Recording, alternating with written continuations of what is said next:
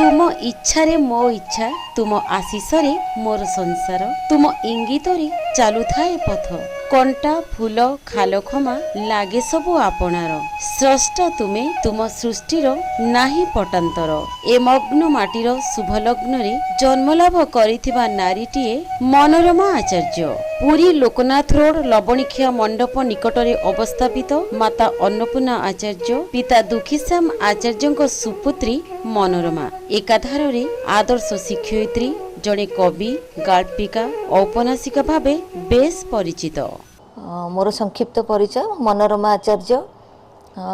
मोर जन्म तारीख नवेम्बर 24 1961।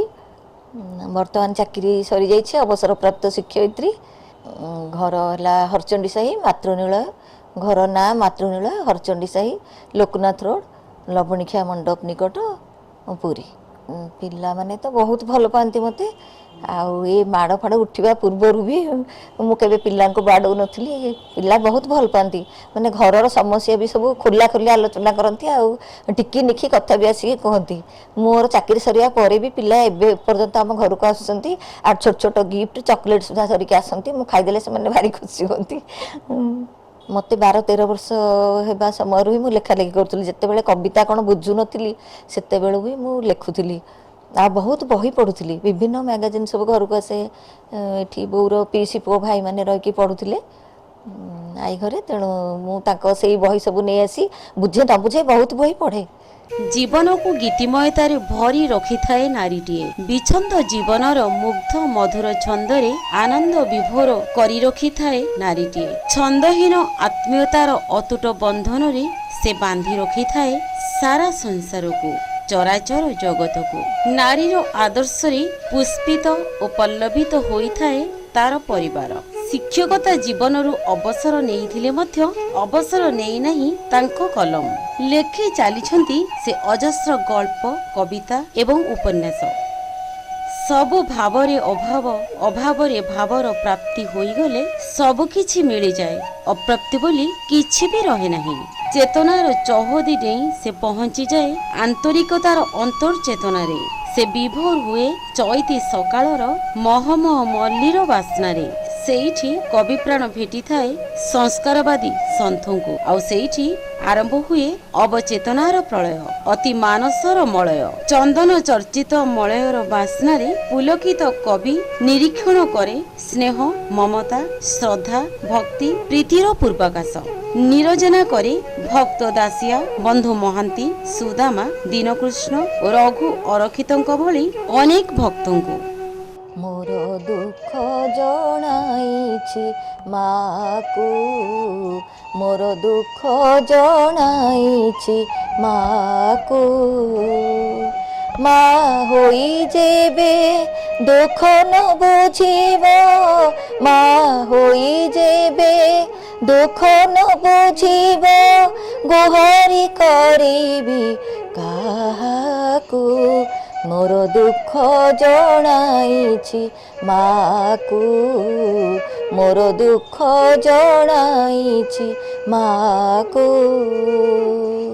माजे मोहर राज राजेश्वरी निजे अन्नपूर्णा परम ईश्वरी माजे मोहर राज राजेश्वरी निजे अन्नपूर्णा परम ईश्वरी मुहोइबी जेबे पथर भिकारी निंदा की न हेब ताहाकू मोर दुख जणाइछि माकू मोर दुख जणाइछि माकू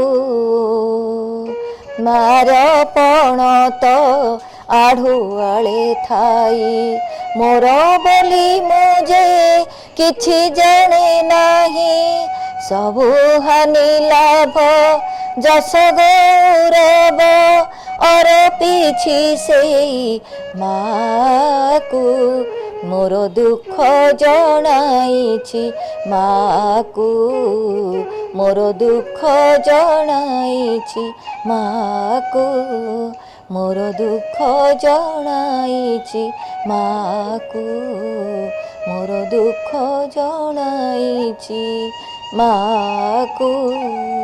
ଶବ୍ଦର ରାଶି ରାଶି ମୂଲ୍ୟବୋଧ ଭିତରେ ଓଡ଼ିଆ ବାଣୀ ଭଣ୍ଡାରକୁ ସେ ଭେଟି ଦେଇଛନ୍ତି କାବ୍ୟିକ ଚେତନାର କବିତା ପୁସ୍ତକ, କବିତା କଳାପ, ଗଳ୍ପ ସଂକଳନ ଆକାଶର ଛାଇ। ଆକାଶର ଛାଇ ତଳେ ଆତଜାତ ହେଉଥିବା ନାରୀ ସତ୍ତାଟିଏ ତା କାନି ପଣତର ଛାଇ ତଳେ ବାନ୍ଧି ରଖିଥାଏ ସ୍ୱାମୀ, ଶାଶୁ, ଶ୍ୱଶୁର, ଦିଅର, ନଣନ୍ଦ, ପୁତ୍ର, କନ୍ୟା, ବନ୍ଧୁ ବାନ୍ଧବ, ଏପରିକି ଛାତ୍ରଛାତ୍ରୀମାନଙ୍କୁ। ନାରୀଟିଏ ସୁଦୃଢ଼ ବନ୍ଧନରେ ବାନ୍ଧି ରଖିଥାଏ ଏ ସମାଜକୁ। ସେଇଥିରେ ତ ଭରି ରହିଥାଏ ନାରୀ ଜୀବନର ସାର୍ଥକତା। ବିଦ୍ୟାଳୟରେ ଛାତ୍ରଛାତ୍ରୀଙ୍କୁ ସ୍ନେହ ମମତା ଢାଳି ପାଠ ପଢ଼ାଇବାକୁ କେବେ ବି ଭୁଲନ୍ତି ନାହିଁ ଶିକ୍ଷୟିତ୍ରୀ ମନୋରମା। ଛାତ୍ରୀମାନଙ୍କର ପାଠପଢ଼ାକୁ ଅଧିକ ଗୁରୁତ୍ୱ ଦେଇ ସେ ଲେଖି ବସନ୍ତି, ଆମେ ନୀଳ ଆକାଶର ତାରକା, ସାଗର ବେଳାର ଶାମୁକା, ଆମ ହସରେ ଫୁଲର ଫଗୁଣ, ଆମ ଲୁହରେ ଝରେ ଶ୍ରାବଣ, ଯିବା ନାହିଁ କେବେ ଡରି, ସବୁ ସମ୍ଭାବନା ଆମରି ଭିତରେ ରହିଛି ଭରି, ସବୁ ସମ୍ଭାବନା ଆମରି ଭିତରେ ରହିଛି ଭରି। ବୃତ୍ତିରେ ଜଣେ ଶିକ୍ଷୟିତ୍ରୀ ହେଲେ ମଧ୍ୟ ପ୍ରବୃତ୍ତି ତାଙ୍କର ଗଳ୍ପ କବିତା ଲେଖିବା। ଜଣେ କର୍ତ୍ତବ୍ୟ ପରାୟଣ ଗୃହିଣୀ ଭାବରେ ଘର କାମରେ ମଧ୍ୟ ସେ ନିପୁଣା। ଜୀବନ ମରୁରେ ନନ୍ଦନ ବନର ଶୋଭା ବଢ଼ାଇ ମଧୁରତାର ମଧୁ ବାଣ୍ଟିଥାନ୍ତି କବି ମନୋରମା। ନାଇଁ, ଛାତ୍ରଛାତ୍ରୀମାନଙ୍କୁ କେବଳ ତ ବିଦ୍ୟାଳୟରେ ପାଠ ଶିକ୍ଷା ଦେବା ଛଡ଼ା ତାଙ୍କୁ ନୈତିକତା ଶିକ୍ଷା ଦେବା ନିହାତି ଜରୁରୀ ବୋଲି ମୁଁ ଭାବେ। କାହିଁକିନା ପିଲାଟି ନୀତିବାନ ହେଲେ ସେ ଭଲ ମଣିଷ ହେଇପାରିବ। ତେଣୁ ମୁଁ ଏତେ ଗୁରୁତ୍ୱ ଦିଏନି। ପାଠ ପଢ଼ା ତ ସମସ୍ତଙ୍କ ହାତରେ ହେବନି, କିନ୍ତୁ ଭଲ ବ୍ୟବହାର ସମସ୍ତଙ୍କ ଠାରୁ ଆମେ ଆଶା କରିବା। ଭଲ ମଣିଷଟିଏ ହେବା ଆମେ ସମସ୍ତଙ୍କ ଠାରୁ ଆଶା କରିବା। ହଁ, ମୋର ଅଭିଜ୍ଞତାରୁ ମୁଁ କହିବି, ସ୍ମିତା ପୃଷ୍ଟି ବୋଲି ମୋର ଗୋଟିଏ ଷ୍ଟୁଡେଣ୍ଟ ଥିଲା। ଆଉ ବର୍ତ୍ତମାନ ସେ ପିଜି ସାରିକି ଡକ୍ଟରେଟ୍ କରୁଛି ଭୁବନେଶ୍ୱରରେ। ବହୁତ ଭଲ ପିଲା, ଭଲ ପଢ଼ୁଥିଲା, କିନ୍ତୁ ହଠାତ୍ ତାର ଫାଦର ଏକ୍ସପାୟାର୍ଡ କରିଗଲେ। ସେ ଆଉ ଘରେ ତାଙ୍କର ପଢ଼େଇବାକୁ ଚାହିଁଲେନି। ଝିଅ ପିଲା ତ ଘରେ ପଢ଼ି କ'ଣ କରିବ ବୋଲି ତାଙ୍କର ଘରେ ଅନିଚ୍ଛୁକ ଥିଲେ ପଢ଼ିବା ପାଇଁ। କିନ୍ତୁ ମୋର ବହୁତ ଇଚ୍ଛା ଥିଲା ଯେ ସେ ପଢ଼ୁ।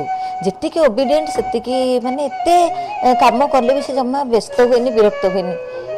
ତେଣୁ ତାର ଏତେ ଆଗ୍ରହ ଦେଖିକି ମୁଁ ବାରମ୍ବାର ତାକୁ ଘରୁ ଡକେଇକି ଗାର୍ଡ଼ିଆନ୍ କଥାବାର୍ତ୍ତା ହେଲି ତାଙ୍କ ମାଆଙ୍କୁ। ସିଏ ରାଜି ନ ହେବାରୁ ତାପରେ ଆମ ହେଡ଼ମାଷ୍ଟର ସାର୍ଙ୍କୁ ପଠେଇଲି। ସେ ହେଡ଼ମାଷ୍ଟର ସାର୍ ଯାଇକି ତାଙ୍କୁ ବାରମ୍ବାର ବୁଝେଇବା ପରେ ବି ସେ ରାଜି ହେଉନଥିଲେ। କିନ୍ତୁ ଶେଷରେ ବହୁତ ବୁଝିଲେ ଏବଂ ସେ ଝିଅ ପଢ଼ିଲା। ଆଉ ତାର ଭଲ ରେଜଲ୍ଟ ବି କଲା, ଭଲ ପଢ଼ିଲା, ଭଲ ପିଲାଟେ। ତେଣୁ ତାକୁ ଦେଖିଦେଲେ ମୁଁ ଠାକୁରଙ୍କୁ ଡାକେ ଯେ ସେ କେମିତି ଭଲ ଜବ୍ ପାଇକି ବଡ଼ ମଣିଷ ହେଇଯାଉ। ଆଟଲିଷ୍ଟ କିଛି ନହେଲେ ମୋତେ ଆତ୍ମତୃପ୍ତି ଲାଗିବ ଯେ ପିଲାଟାକୁ ପଢ଼େଇ ଦେଉନଥିଲି, ଝିଅ ପିଲାଟେ ବୋଲି, କିନ୍ତୁ ଯାହା ଭଗବାନ ମୋ ଦ୍ୱାରା ସେତିକି କାମ କରିଦେଲେ। ଆଉ ମୋତେ ଭାରି ଖୁସି ଲାଗିବ। ଏବେ ବି ସେ ଝିଅ ବି ଆସୁଛି ଆମ ଘରକୁ, ବହୁତ ଭଲ ପିଲା।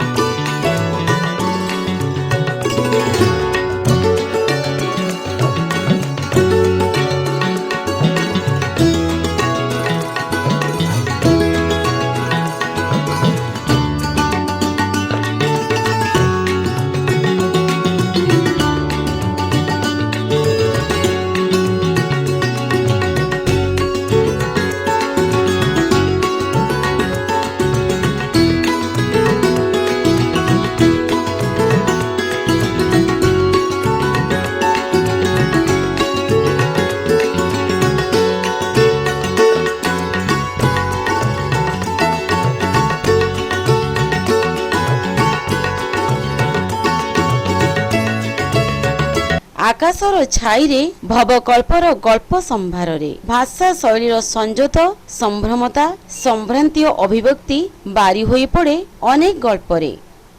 ନାରୀ ମନ ତ ପାହାଡ଼ି ଝରଣାଟିଏ, କଳକଳ ହୋଇ ବୋହି ଚାଲିଥାଏ ଜୀବନର କଣ୍ଟା ଝଣ୍ଟା ଦୁଃଖ ସୁଖ ଅରମା ଅରଣ୍ୟର ପଥ। କେତେବେଳେ ଭରା ନଈ ସୁଅରେ ସେ ଆକ୍ତାମାକ୍ତା ହୁଏ ତ ଆଉ କେତେବେଳେ ପହଞ୍ଚିଯାଏ ମୁହାଣ ମୁହଁରେ। ହେଲେ ସେ ଭାବ ଭକ୍ତି ପ୍ରୀତିର ପୁଲ କରି ପହଁରି ପହଁରି ପହଞ୍ଚିଯାଏ ଜୀବନର ବଡ଼ଦାଣ୍ଡରେ। ଆଉ କହୁଥାଏ ଭୁଜ ତଳେ ରଖ ମତେ, ବାହୁ ତଳେ ରଖ ମହାବାହୁ।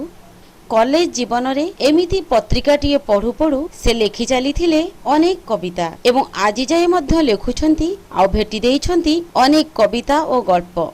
ହଁ, ଗୋଟେ କବିତା ସଂକଳନ ବାହାରିଛି କବିତା କଳାପ 2017, ଆଉ ଗୋଟିଏ ଗଳ୍ପ ସଂକଳନ ବହୁତ ଦିନଠୁ ମୁଁ ଭାବିଥିଲି କରିବି ବୋଲି ହେଇପାରୁନଥିଲା, ଆଉ ଶେଷରେ ଗଳ୍ପ ସଂକଳନଟିଏ ମଧ୍ୟ ବାହାରିଛି ଆକାଶର ଛାଇ। ମାଆକୁ ତ ତାର ସବୁ ଛୁଆ ଭଲ ଲାଗିବେ, ତେଣୁ ସବୁ କବିତା ମୋତେ ଭଲ ଲାଗିଛି।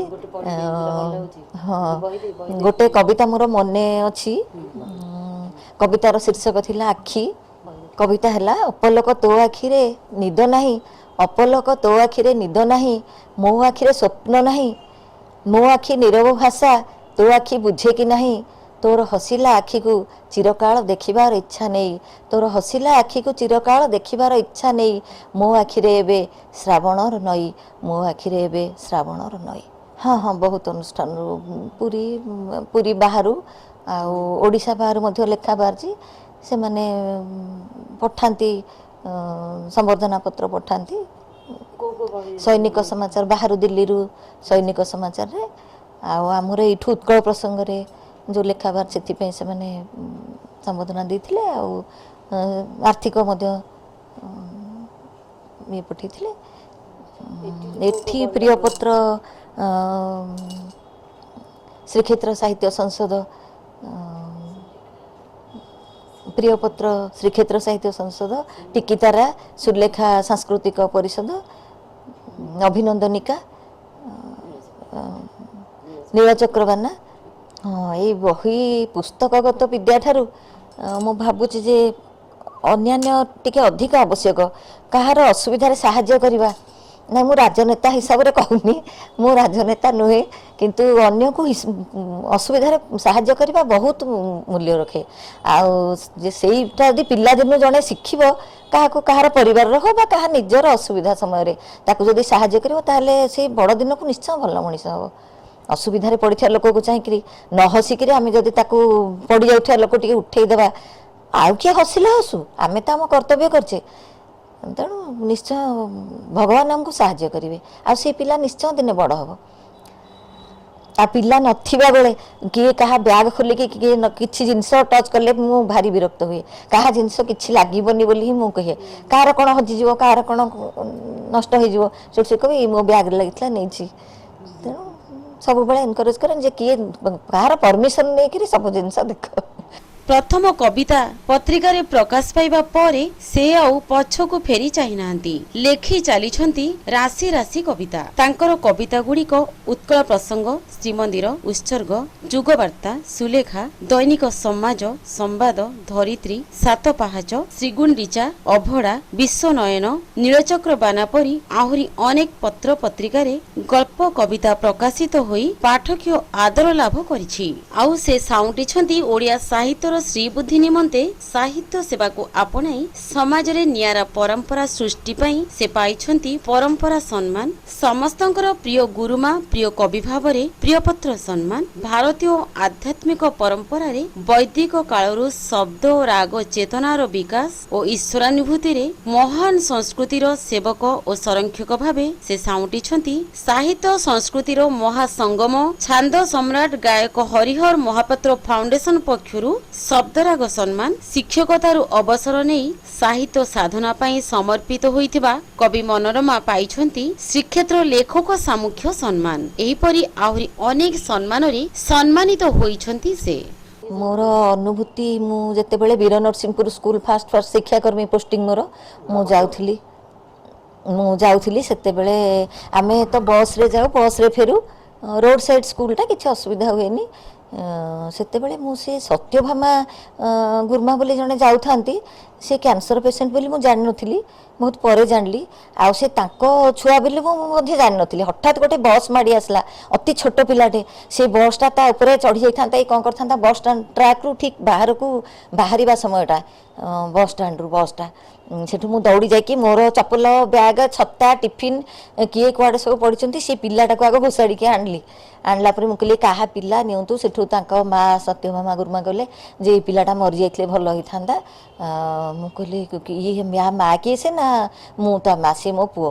ମୁଁ କହିଲି ମୁଁ କେତେ କଷ୍ଟରେ ମୋ ଟିଫିନ୍, ପାଣି ବ୍ୟାଗ୍ ସବୁ ବସ୍ ମାଡ଼ିଗଲା, ମୁଁ ନ ଖାଇକି ରହିବି, ଆଜି ହୋଲ୍ ଡେ ଫେରିଲା ବେଳକୁ ସନ୍ଧ୍ୟା, ବସ୍ ଫେରିଲା ବେଳକୁ, ଆଉ ଆପଣ କହୁଛନ୍ତି ଏମିତି କଥା, ଆପଣଙ୍କ ପିଲା ନୁହଁ ନା ମୋ ନିଜ ପିଲା। ମୁଁ କହିଲି ନେଉନାହାନ୍ତି ପୁଅକୁ। ସେଠୁ ସେ ପୁଅକୁ ନେଲେ। ତାପରେ ବସ୍ରେ ସମସ୍ତେ ବସି ଯେତେବେଳେ ଗଲୁ, ମୁଁ ବାଟରେ ଶୁଣିଲି ଏମିତି କଥା। ସତରେ ତାଙ୍କ ପରିବାର ବି ବହୁତ ଜାଣି ସାରିଥିଲେ ତାଙ୍କର କ୍ୟାନ୍ସର ହେଇଛି, ତାଙ୍କୁ ବହୁତ ନେଗ୍ଲେକ୍ଟ କରୁଥିଲେ, ସେ ପିଲାଙ୍କୁ ବି ବହୁତ ଅବହେଳା କରୁଥିଲେ। ସେ ସେଇଥିପାଇଁ କହିଥିଲେ କେବେ ମା ଜଣେ କେବେ ଏ କଥା କହିବନି।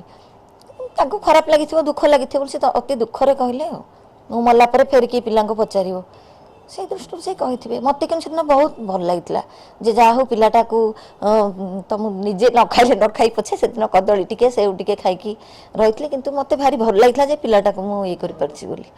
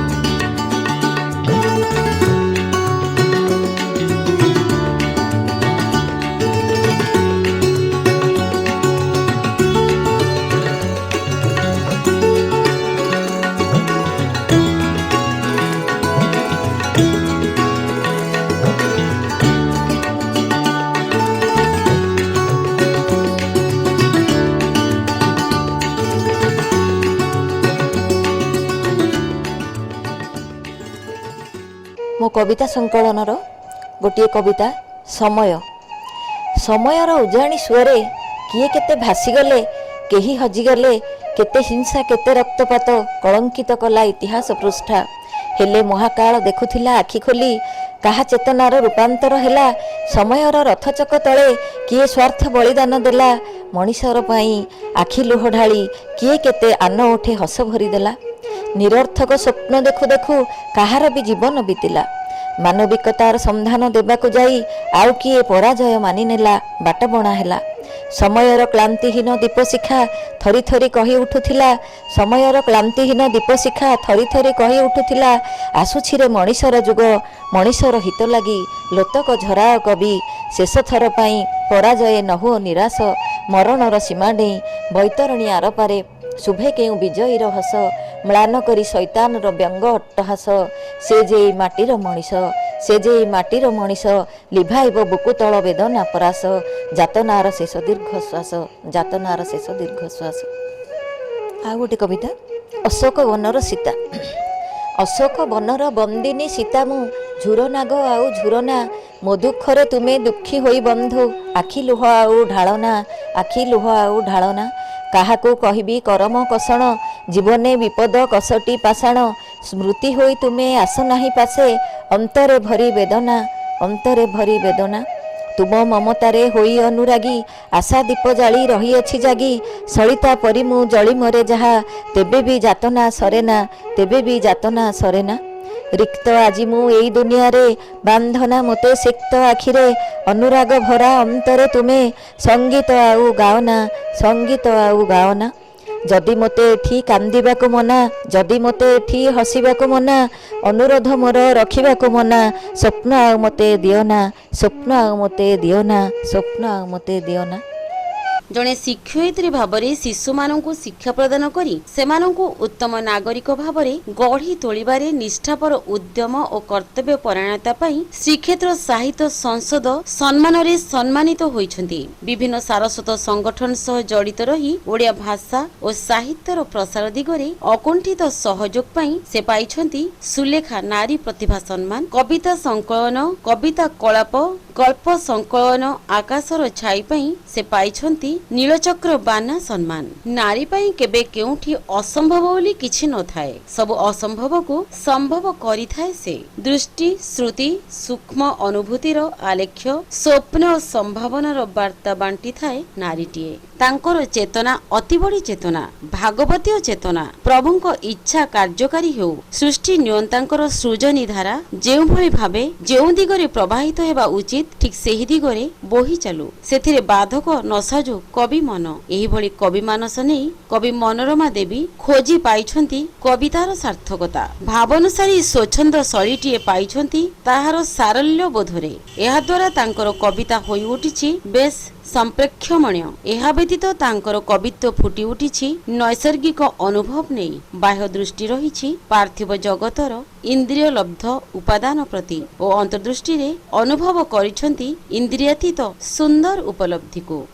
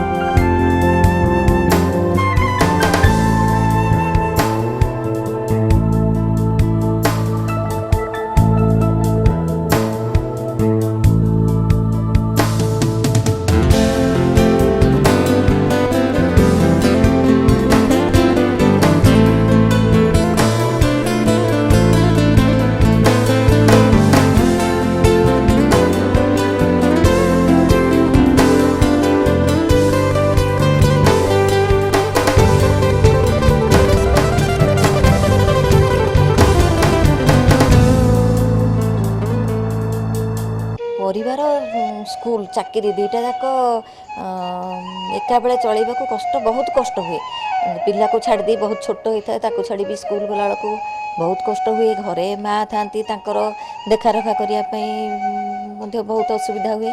तथापि सेमती भगवान सहाय होती मुझे सबू करी राति उठी सबू कम सारिकी स्कूल जाए आ सबू कम सारिकी गले जिते राति हम बसिक लेसन प्लान तक सारी पिलांकर कौन सब पाठ पढ़ा ता पर दिन देखी तापर शोवाक जाए। तेणु 3-4 घंटा विश्राम पर पुणी 5टारू उठी सब कम सारी पुओ जीव स्कूल बहुत कष्ट से समय कटी जहाँ भी भगवान सहायक होती। तेणु से दिन सब खुशी खुशी सरी जा सुविधा सुविधा सरी जा। ଆଗକୁ ଲକ୍ଷ୍ୟ ରଖିଛି ତ ଅବସରପ୍ରାପ୍ତ ସମୟଟା ଟିକେ ଆଉ କ'ଣ ରହିଲା ବାକି ଜୀବନ ଯେତେ ତ ଲେଖିଲେ ସରିବନି, ଯେତେ ଜ୍ଞାନ ଆହରଣ କଲେ କେବେ ସରିବନି। ଜୀବନ ସମଗ୍ର ଜୀବନ ହେଉଛି ଶିକ୍ଷା। ତେଣୁ ଭାବିଛି ଆଉ ଟିକେ ଲେଖାଲେଖି କରିବି, ଏଇ ସମୟଟାକୁ ଏମିତି ଉପଯୋଗ କରିବି। ଆଉ ଗୋଟେ ଆଉ ବହି ସଂକଳନ କରିବାର ଇଚ୍ଛା ଅଛି। କିଛି କବିତା ବାହାରି ଯାଇଛି, ଆଉ କିଛି କବିତା ମଧ୍ୟ ଅପ୍ରକାଶିତ ରହିଛି। ପତ୍ରପତ୍ରିକା ମାନଙ୍କରେ ପ୍ରକାଶିତ ହୋଇଛି, କିନ୍ତୁ ମୁଁ ସଂକଳନ କରିପାରିନି। ମନରେ ଆଶା ଅଛି, ନିଶ୍ଚୟ ଗୋଟେ ସଂକଳନ କରିବି। ତାଙ୍କର କଲମ ଆହୁରି ଚଳଚଞ୍ଚଳ ହେଉ, ଏମିତି ଅନେକ କବିତା ଓ ଗଳ୍ପର ସମ୍ଭାର ନେଇ ଏ ସୃଷ୍ଟିକୁ ଆହୁରି ସହଜ ଏବଂ ସରଳ କରନ୍ତୁ। ତାଙ୍କର ଚଲାପଥ ଚନ୍ଦନ ଚର୍ଚ୍ଚିତ ହେଉ, ଏହା ହିଁ ମହାପ୍ରଭୁ ଶ୍ରୀ ଜଗନ୍ନାଥଙ୍କ ନିକଟରେ ଆମର କାମନା।